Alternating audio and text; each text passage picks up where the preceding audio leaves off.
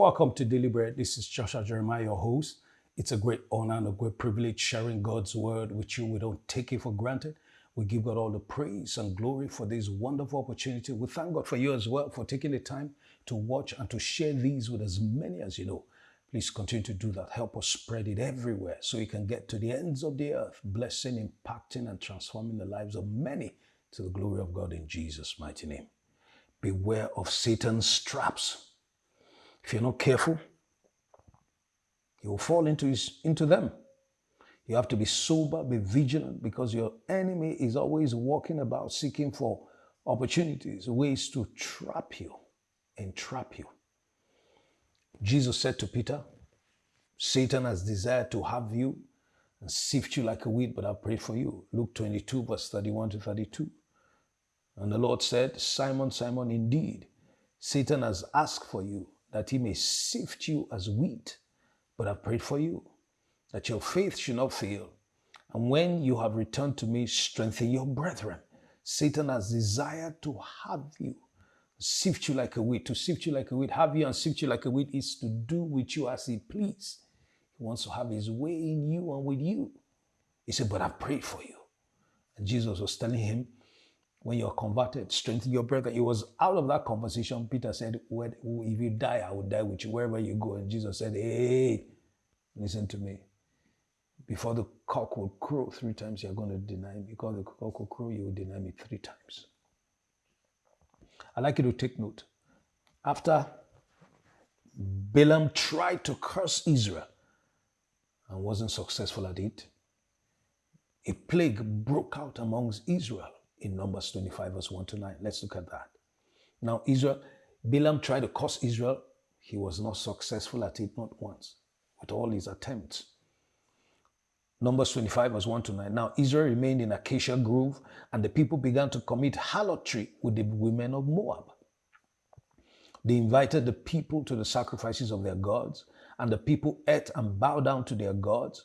So Israel was joined to Baal of Peor, and the anger of the Lord was aroused against Israel because they began to commit harlotry with the people of Moab, with the women of Moab. The anger of the Lord was aroused against Israel. Then the Lord said to Moses, take all the leaders of the people and hang the offenders before the Lord out in the sun, and the fierce anger of the Lord, that the fierce anger of the Lord may turn away from Israel. So Moses said to the judges of Israel, every one of you kill his men who were joined to Baal of Peor.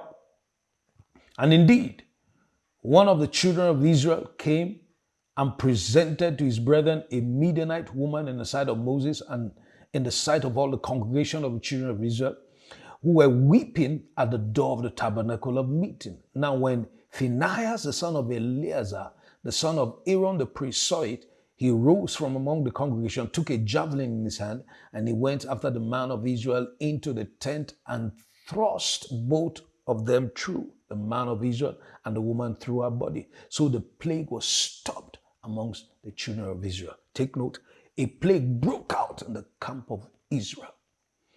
And those who died in that plague were 24,000 people. A plague broke out. How did a plague ended up breaking out and consuming 24,000 people?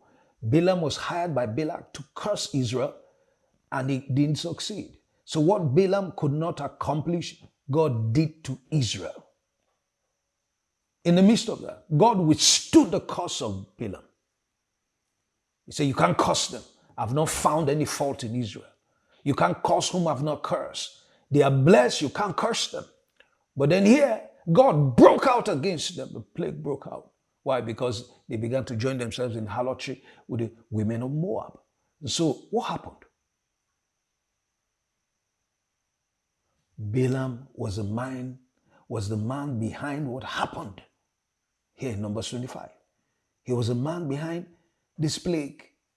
He couldn't curse them, but before he left, he told Balak, there's something you can do.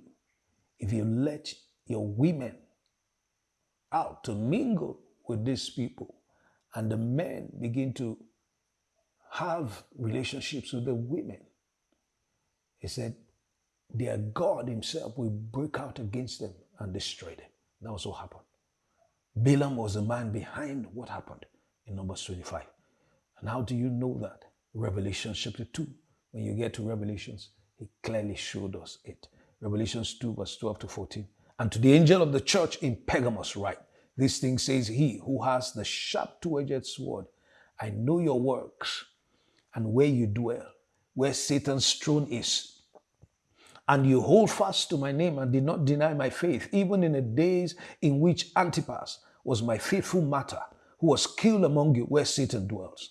But I have a few things against you, because you have there those who hold the doctrine of Balaam, who taught Balak to put a stumbling block before the children of Israel, to eat things sacrificed to idols, and to commit sexual immorality. So it was Balaam who taught Moab how to set this trap that God broke out against them. You see, that's how. That's the trap of the enemy. He look at what he did, and he got through. You see, you have to be wary and be careful of this. God bless you and keep it till we meet again in Jesus' mighty name.